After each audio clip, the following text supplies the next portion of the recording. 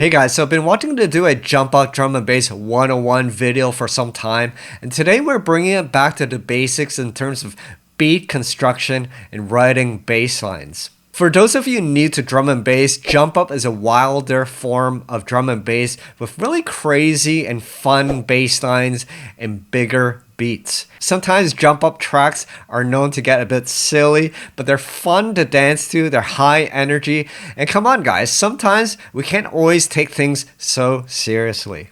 By the way, my name is Stranger, and if you want to improve your music production, especially with drum and bass and dance music, then this channel is for you. So hopefully you'll pick up a thing or two for your writing process, whether you're into Jump Up or not, because I think there's different techniques here where you can apply to your personal styles and other genres. Now there's many styles of Jump Up drum and bass, but in today's video, we're going to be focusing on one of the basic forms, which is the wobble style of Jump Up drum and bass. Comment down below and let me know what are some of your favorite Jump Up tracks. By the way, if you want to support what I do, a great way would be to pick up one of my products. If you have Ableton, I have a number of production kits and templates which allow you to create liquid drum and bass, rollers, and jungle with a few clicks to the button. As well, I have some preset packs such as the Gnarly Serum preset pack and Wubs and Wobbles for Vital. I'll be using some of these tools in today's video, and you can check it down in the links below. Anyways, without further ado, let's get right into it. Alright guys, welcome to Jump Up 101. We're going to show you the basics of making Jump Up drum and bass. We're going to start with the drums first, and let's first pay attention to the hi-hats. I think sometimes we start with the kick and snare and then we add on the hi-hat. I think if we turn it the other way around, it'll help you understand the groove a little more. So I just have a basic hi-hat pattern here. And I actually have two other hi-hats here. Now I find if we switch up the hi-hats, it'll make the pattern a little more interesting and groovier. So as opposed to just a straight hi-hat like this, you can alternate between something that's a little more open and then something that's a little more closed, like the second one here. So if you alternate it between the two, then you have something like this. That makes it sound a little more groovier. And then you can take it to the next level and then add an additional third hi-hat on the first and third beat. So then you would have something like this, using this one here, which is a little more of a distorted and dirty hi-hat. It's nice to use something like this kind of on the half beat. So one here and one here, which kind of adds a slower tempo on top. So you get that while the other one's playing a faster tempo. So listen to the difference here.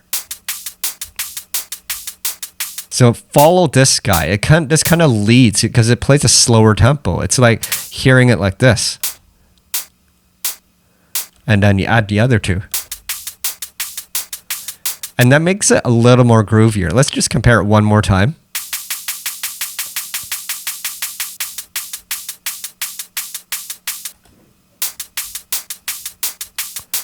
Okay, so that just makes the hi-hats a little more groovy, and a lot of Jump Up artists do that to make the hi-hats a little more interesting.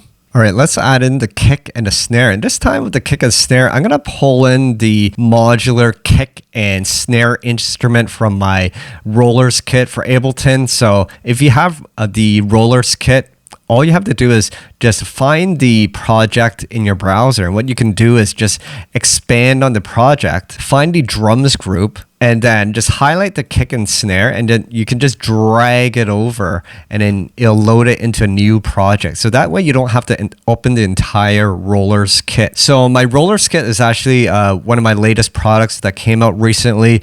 It's kind of a template or production kit for Ableton, which allows you to make drum and bass with a few clicks to a button. I've done all the groundwork for you so you can get into making tracks right away.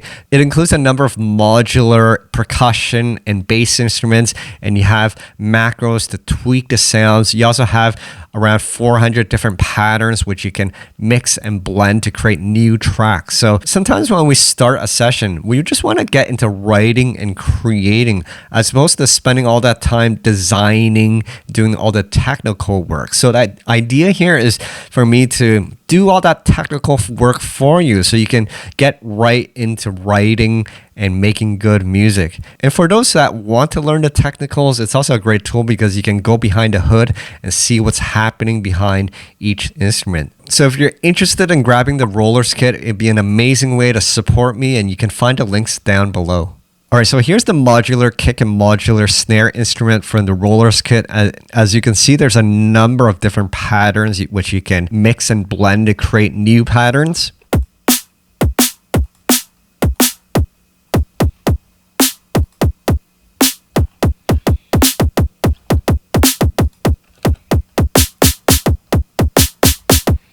So since we're working on Jump Up, I'm just going to use the simple two-step pattern over here.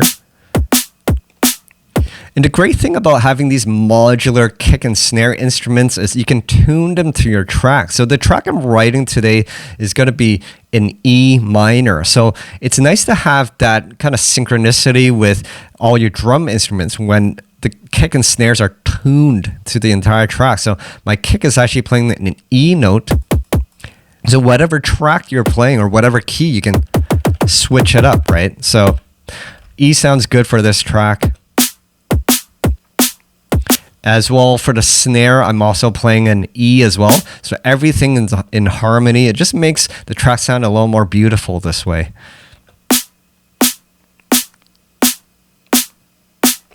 Of course, the modular instruments, there's a number of different macros here you can use to shape your drum sound, right? So you can change the macros without any technical knowledge to shape the snare the way you like.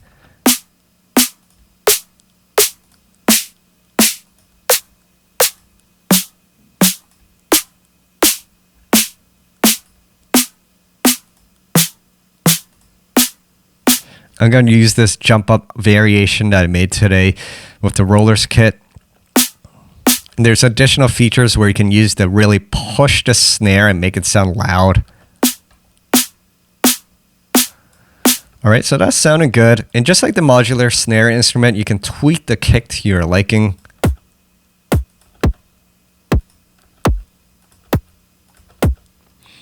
Again, I'm going to use this Jump Up one, and notice the pitch here is actually at 7, which is a perfect fifth above. So it's still in harmony with our try. It's just playing a perfect fifth as opposed to the root note. So let's hear the drums all together.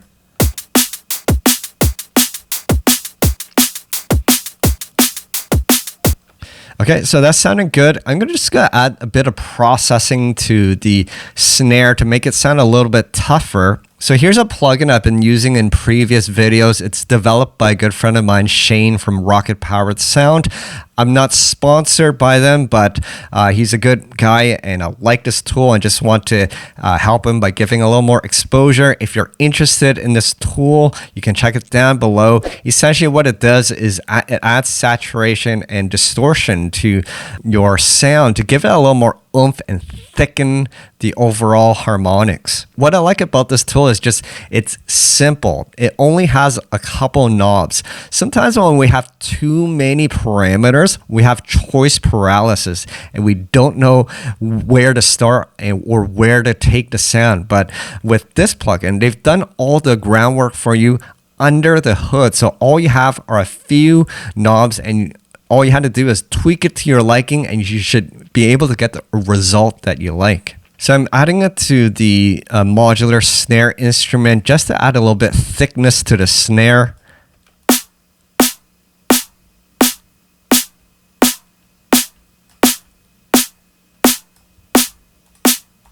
It's really subtle, but it just adds a little more beef to that snare. So here's before and after.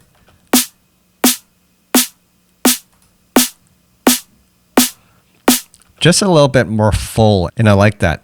And once again, they've added the auto gain feature, which is very helpful because otherwise your signal will just get louder and there's that illusion that if it's louder, it's better. But when you have auto gain, then you can compare it with an apples to comparison to make sure this is actually beneficial to your sound. And finally, I'm going to add Thickify to my drums group as well to kind of glue all the drums together and give it some additional body and thickness. So let's dial in the thickness.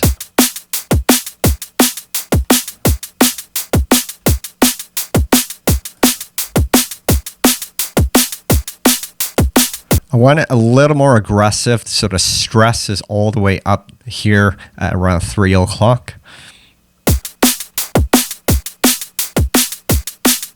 And I like the drive because it just adds a little more sizzle to that high end. Let's compare before and after. Kind of opens up that top frequency area as well. Just gotta bring the tone down because I find it up here, the low frequencies are kind of distorting.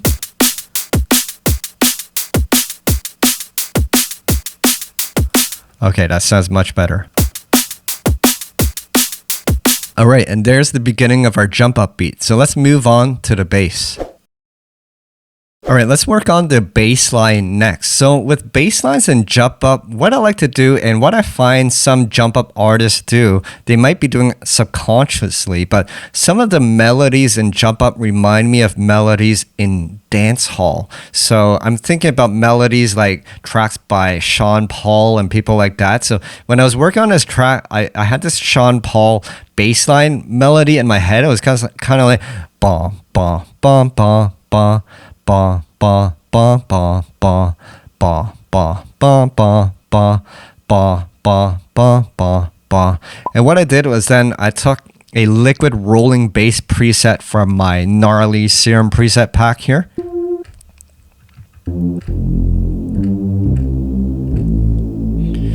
Now with these presets, you have these macros which allow you to shape the sound really easily as well.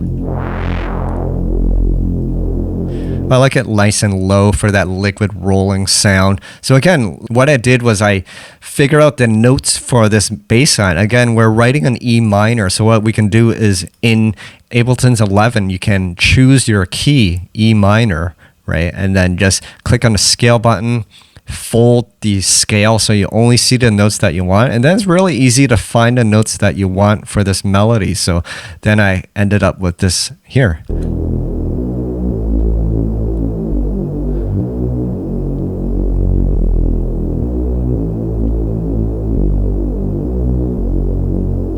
Let's hear it with the beat.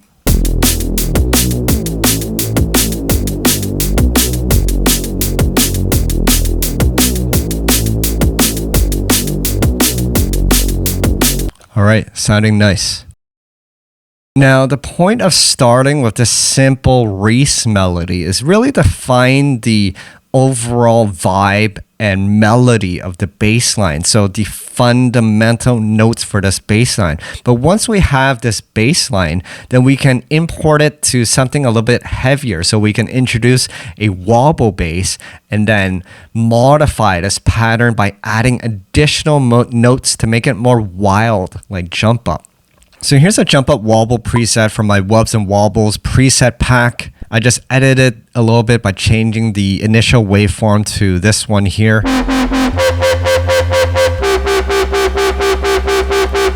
And then we'll use this preset to play the exact same melody that we wrote before.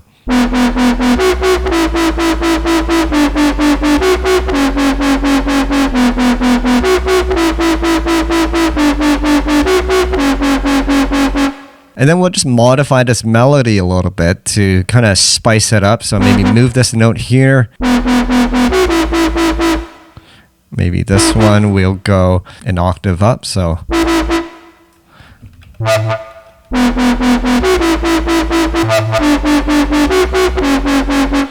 And then this one, maybe we'll shift this note. And then one more note. We'll add one more note at the end of this guy.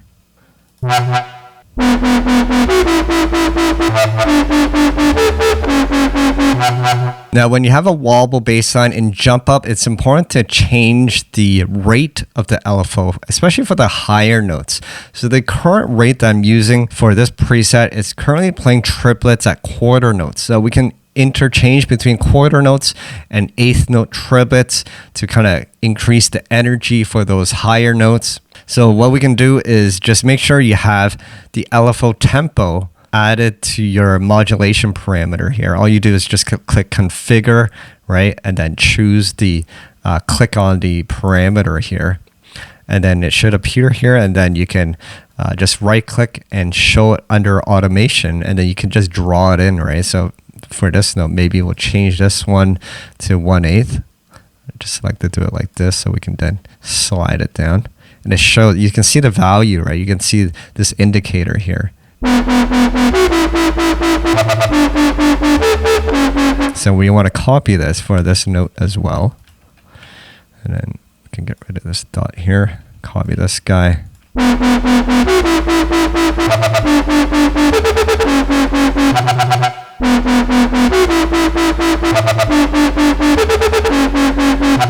All right, so now we have a little more energy with this jump up bass line.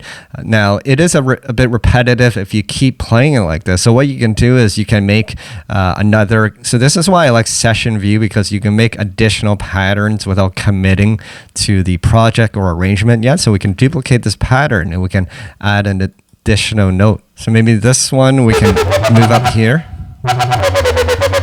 And again, since we have scale mode, it's easy to experiment with notes and find notes that work, right?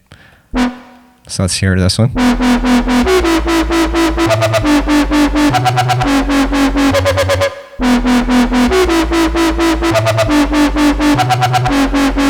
So now we can interchange between the two patterns, and that will make the bass line a little more interesting. So let's do a bit more sound design to this wobble to make it a little more grimy.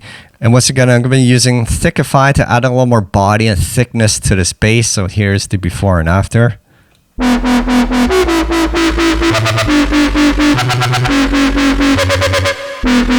Just so it sounds a little more balanced. And then I'm going to add some EQing to this bass. So I'm going to be using my current favorite EQ, Kirchhoff EQ, and we're going to be using a tilt shelf here. So tilt shelf EQs are very powerful. I just learned the power of it recently because you can push the top end up and then scoop the bottom a little bit, because sometimes my bass tends to be overly heavy. So this is a good way to bring some tonal balance to your bass, right?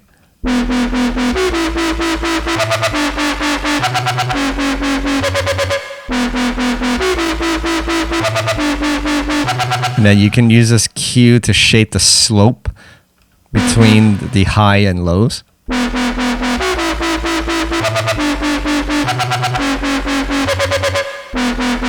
Very handy tool. So let's hear the before and after.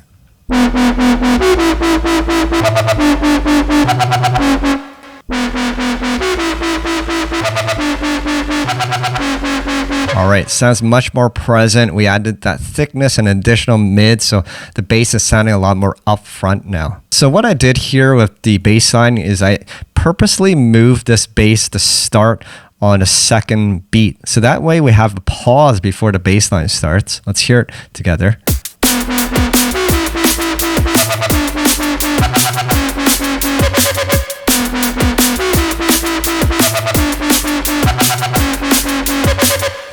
And this gives us an opportunity to add a switch up bass or call and response at the very first beat. So what I did here was I just added one note here. Again, this is another preset from Wubs and Wobbles. This one's the Womp.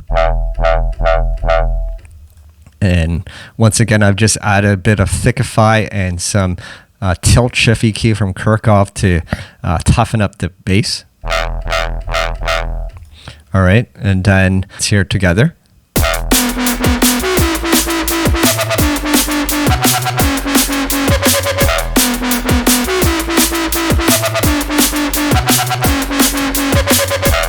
All right, and now that sounds a lot more fuller as an entire bass line.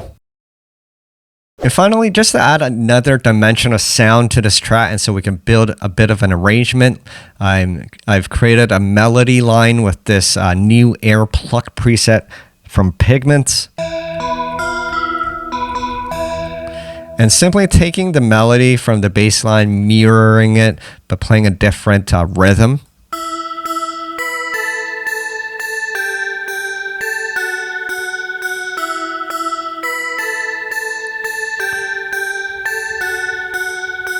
All right, so now we have a number of parts. Let's pull it all into the arrangement and build a bit of a sequence for this track.